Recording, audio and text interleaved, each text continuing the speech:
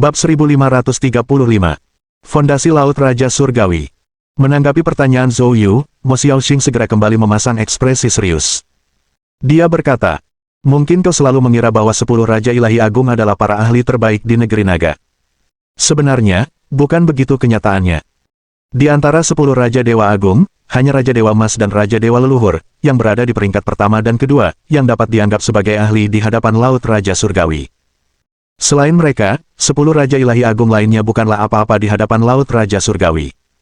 Raja Laut Surgawi memiliki badan pengambilan keputusan harian yang menangani lebih dari 90% urusannya.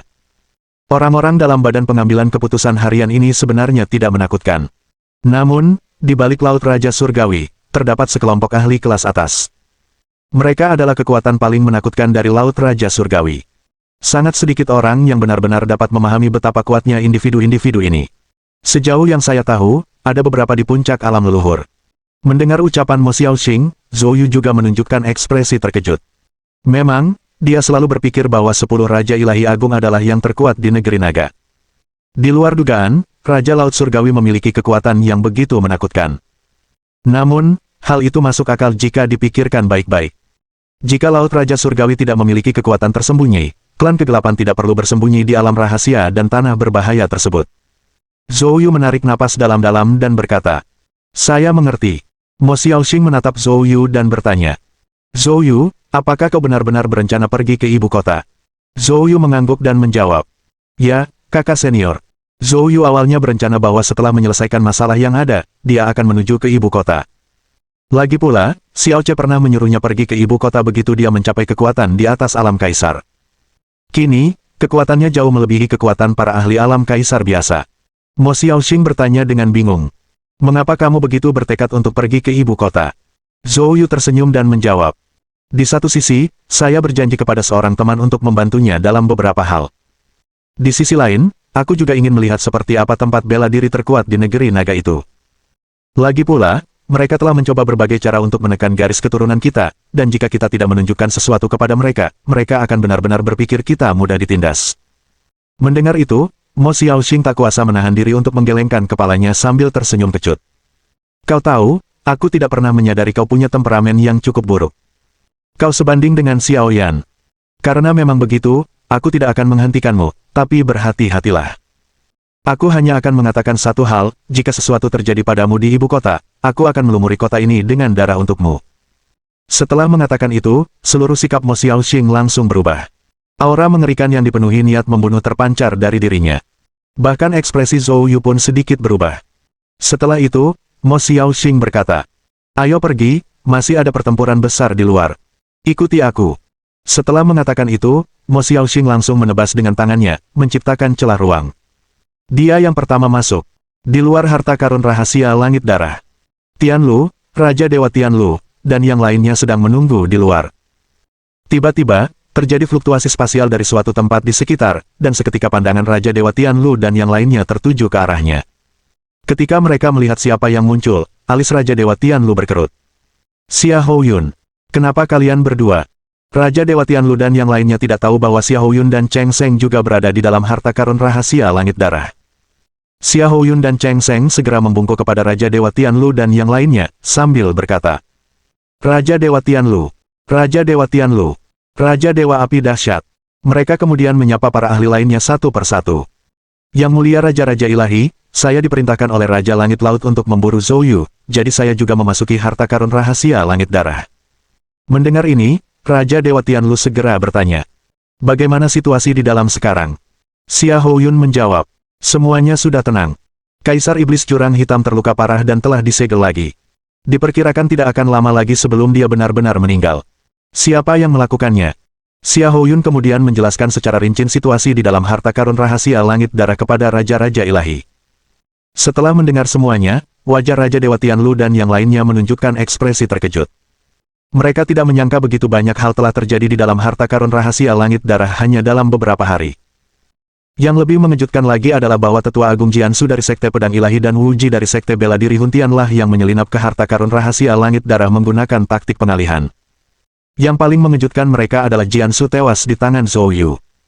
Mereka akhirnya memahami pertanda kematian ahli alam leluhur yang telah terjadi sebelumnya.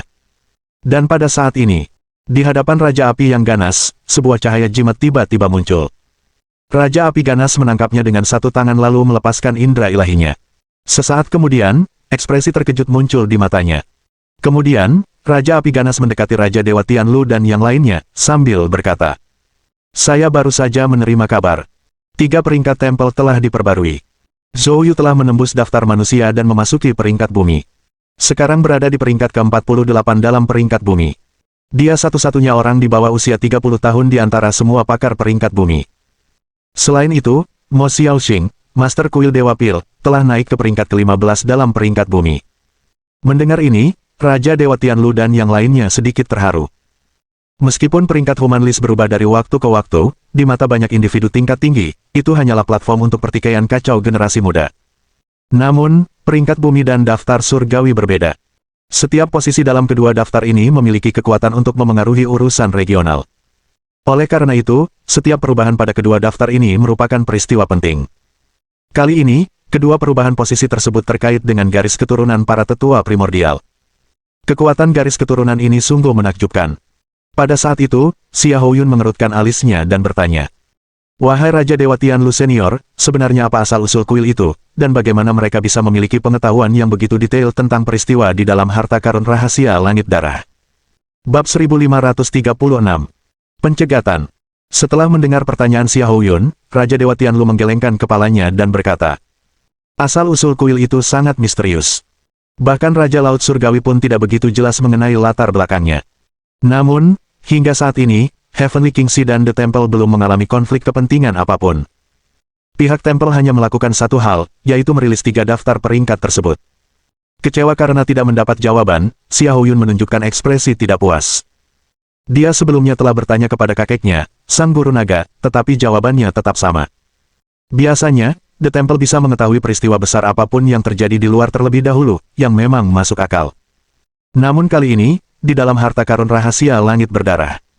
Karena Kaisar Iblis Jurang Hitam, seluruh harta karun rahasia langit darah sepenuhnya disegel oleh Ki Iblis, dan Raja Dewa Tianlu dan yang lainnya tidak dapat masuk, serta orang-orang di dalamnya tidak dapat keluar. Dia dan Cheng Seng mungkin adalah kelompok pertama yang keluar. Namun begitu mereka muncul, The Temple langsung merilis perubahan peringkat terbaru. Dan itu secara tepat menargetkan Zhou Yu dan Mo Xiaoxing. Hal ini jelas menunjukkan bahwa mereka pasti mengetahui apa yang terjadi di dalam harta karun rahasia langit darah. Itulah mengapa mereka melakukan penyesuaian peringkat. Tapi bagaimana tepatnya mereka mengetahuinya? Ini sungguh membingungkan. Namun, bahkan Raja Dewa Tianlu dan yang lainnya pun tidak mengetahui hal ini, sehingga dia tidak memiliki cara lain untuk memverifikasinya. Xia Houyun menggelengkan kepalanya dan kemudian berkata, "Tianlu God King Senior, kami permisi dulu." Raja Dewa Tianlu mengangguk. Setelah itu, Xia Houyun dan Cheng Seng berbalik dan pergi, kembali ke ibu kota.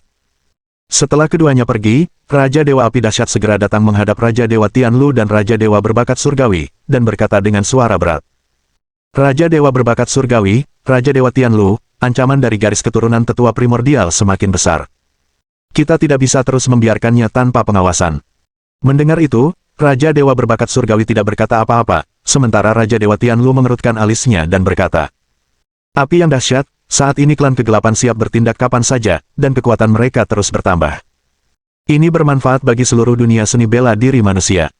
Dilihat dari situasi saat ini, jika klan kegelapan benar-benar turun, peran yang dimainkan oleh garis keturunan tetua primordial mungkin lebih besar daripada 10 Raja Ilahi Agung." Namun, Raja Dewa Matahari yang ganas tidak setuju. Tetapi jika mereka benar-benar ingin berurusan dengan klan kegelapan, mereka seharusnya tidak menyimpan begitu banyak manik dao hukum surgawi di tangan mereka sendiri. Seharusnya mereka menyerahkan manik-manik hukum surgawi yang berlebih agar lebih banyak orang bisa menjadi ahli alam leluhur, dan dengan demikian memperkuat kekuatan melawan klan kegelapan, bukan begitu? Selama bertahun-tahun, Raja Langit Laut telah bernegosiasi dengan tetua primordial beberapa kali, tetapi mereka sama sekali tidak mau bekerja sama. Ini menunjukkan bahwa mereka hanya memiliki motif egois, tanpa memikirkan kebaikan yang lebih besar. Raja Dewa Tianlu berkata dengan wajah tegas, "Tindakan tetua primordial pasti memiliki makna mendalam lainnya, Anda tidak perlu berspekulasi secara berlebihan." Raja Dewa Api ganas langsung berkata dengan marah, "Tianlu, Raja Dewa, kau telah mendapat manfaat dari tetua primordial, dan bicaralah untuknya di setiap kesempatan. Tapi apakah kamu sudah memikirkan aku, dan yang lainnya?" Melihat suasana di antara keduanya menjadi tegang, Raja Dewa Berkarunia Surgawi, yang tadinya diam, tiba-tiba berbicara. Hentikan diskusi. Jika tidak terjadi kecelakaan, Mo Xiaoxing seharusnya segera keluar, mari kita lihat bagaimana reaksinya setelah itu. Adapun Zhou Yu, dia tidak bisa lagi dianggap hanya sebagai anggota generasi muda biasa. Setelah mendengar itu, Raja Dewa Api Ganas berkata dengan tegas. Lalu, dia menyingkir. Raja Dewa Tianlu mendengus dingin dan tidak berkata apa-apa lagi. Pada saat itu, tiba-tiba, gelombang ruang angkasa lain muncul di sekitarnya. Semua mata langsung tertuju padanya. Saat mereka melihat siapa yang keluar, seketika suasana di sekitarnya menjadi tegang. Kali ini, orang yang muncul adalah Mo Xiaoxing. Di belakangnya ada Zhou Yu, Yun Feifei, Jiang Xiuwu, dan lainnya. Saat Mo Xiaoxing muncul, dia menyadari beberapa Raja Dewa dan kerumunan ahli alam kaisar menatapnya dengan saksama. Kilatan dingin muncul di matanya, dan aura kuat langsung menyembur dari tubuhnya. Merasakan aura menakutkan ini, termasuk Raja Dewa berbakat surgawi dan yang lainnya, raut wajah semua orang berubah. Sangat kuat. Mo Xiaoxing ini tampak lebih kuat daripada sebelum dia masuk. Raja Dewa berkarunia surgawi melangkah maju, menghampiri Mo Xiaoxing, dan berkata, Tuan Olamo, apakah masalah mengenai Kaisar Iblis Jurang Hitam sudah terselesaikan? Mo Xiaoxing berkata dengan tenang. Untuk sementara sudah diputuskan. Kalau begitu, Ketua Olamo, silakan segera pergi dari sini dan jangan tinggal di dunia fana. Kata Raja Dewa berbakat surgawi dengan ringan. Ini aturannya. Mendengar itu, Mo Xiaoxing mengerutkan alisnya. Aku pergi, lalu. Di samping mereka, Raja Dewa Api Ganas langsung berkata dengan dingin. Tentu saja, kau akan membawa Zhou Yu bersamamu. Ini adalah perintah dari Raja Langit Laut. Mendengar itu, mata Mo Xiaoxing langsung berubah dingin. Apakah Anda berhak berbicara? Sambil berbicara, Mo Xiaoxing melambaikan tangan dengan santai, dan tiba-tiba muncul celah ruang angkasa. Sesaat kemudian, Mo Xiaoxing menghilang dari tempat semula. Melihat pemandangan ini, wajah Raja Dewa Api Ganas berubah. Dia segera mengaktifkan ki sejati, dan di sekelilingnya, perisai api yang menyala-nyala muncul seketika. Dan pada saat itu, sosok Mo Xiaoxing tiba-tiba muncul. Dia hanya memukul perisai api Raja Dewa Api Ganas dengan satu telapak tangan. Melihat pemandangan ini, senyum dingin muncul di wajah Raja Dewa Api Ganas. Perisai apinya itu tidak diubah oleh ki sejati, namun terbuat dari api roh yang telah ia jinakkan. Mo Xiaoxing berani bersikap begitu lancang, itu sama saja dengan mencari kematian. Namun, senyumnya baru saja muncul dan langsung membeku. Melihat nyala api muncul di telapak tangan Mo Xiaoxing. Sebelum dia bisa melihat dengan jelas jenis api apa itu, Mo Xiaoxing memukul perisai apinya dengan satu telapak tangan. Bang! Perisai yang sangat ia banggakan itu langsung meledak. Momentum serangan mengerikan itu tak terbendung, menerjang ke arah Raja Dewa Api yang ganas. Mo Xiaoxing, kamu.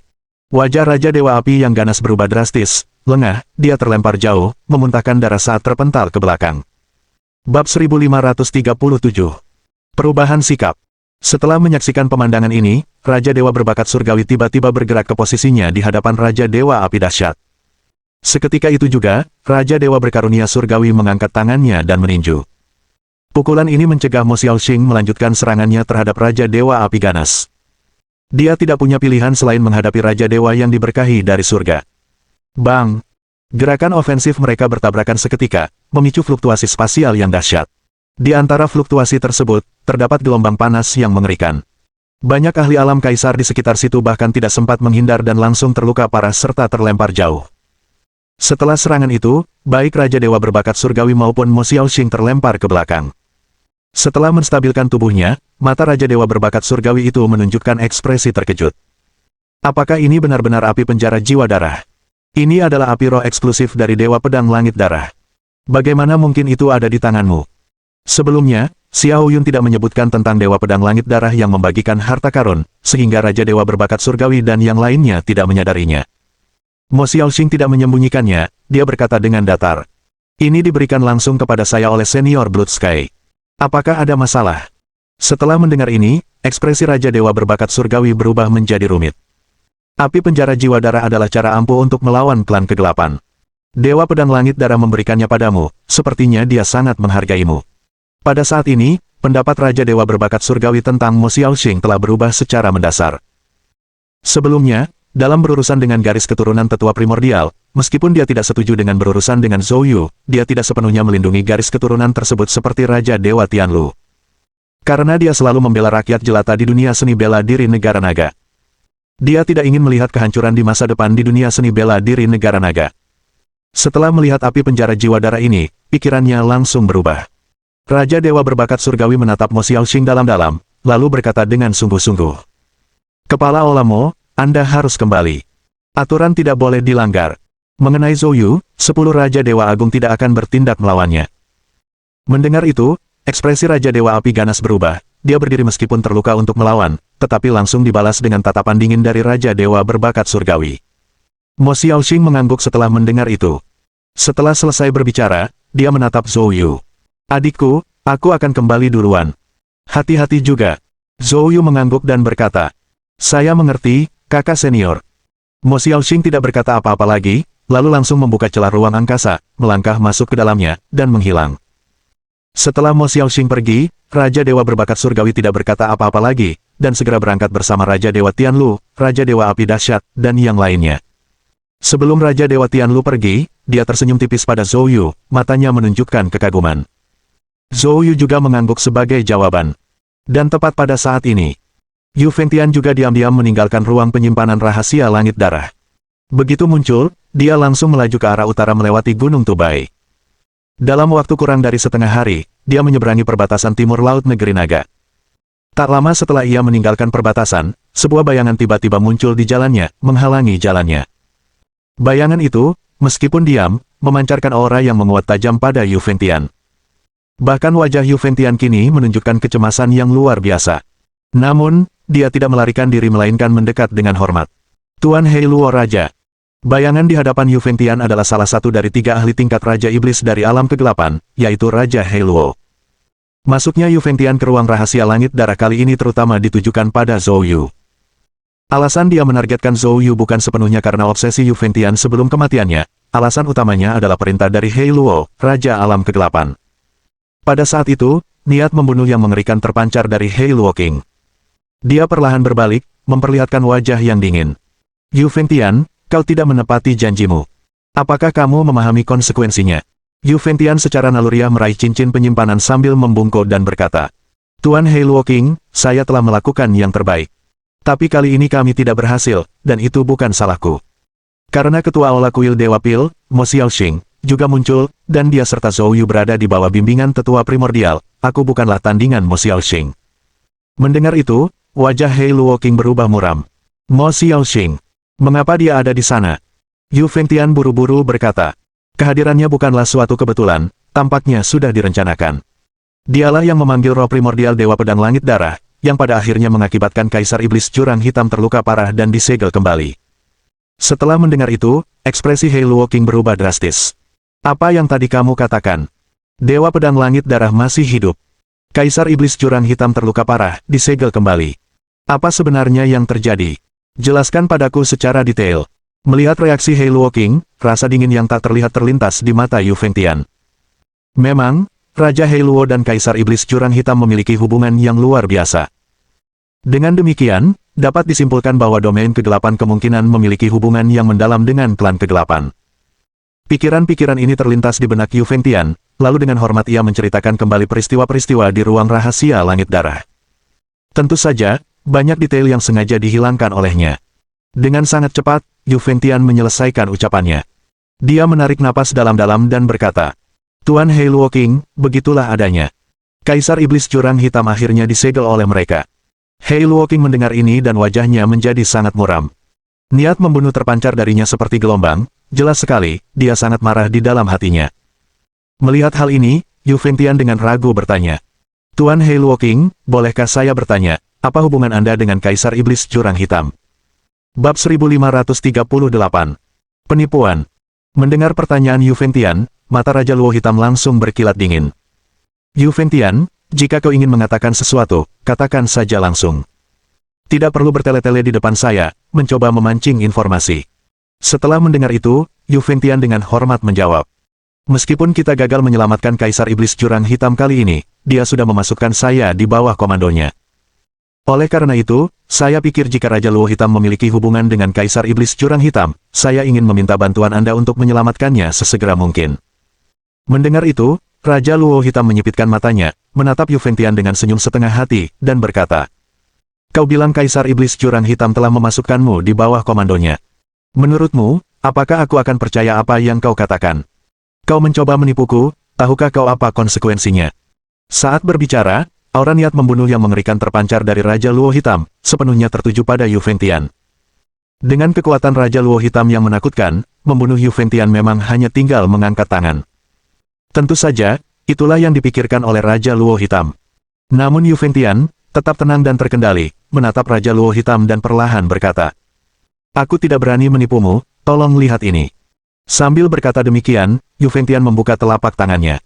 Di dalamnya tampak sebuah tanda hitam. Melihat tanda ini, kilatan tiba-tiba muncul di mata Raja Luo Hitam. Apakah ini tanda roh primordial Kaisar Iblis Jurang Hitam? Yu Fengtian mengangguk tanpa kesombongan atau kerendahan hati, lalu berkata, "Benar.